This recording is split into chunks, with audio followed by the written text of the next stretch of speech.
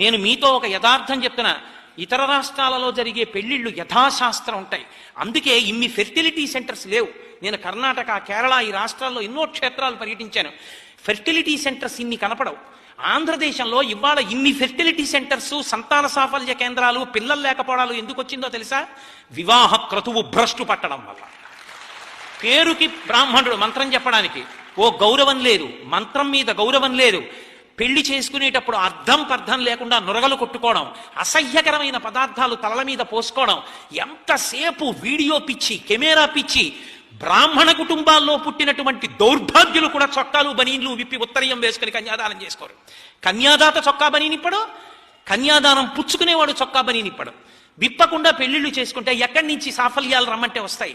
ఒళ్ళు దగ్గర పెట్టుకుని వేదం చెప్పిన ఆచారకాండ పాటించలేవు. చంకలో సెగ్గెడ్డేస్తే చొక్కా బని నిప్పుకుని 10 రోజులు తిరుగుతావే సెలవు పెట్టి.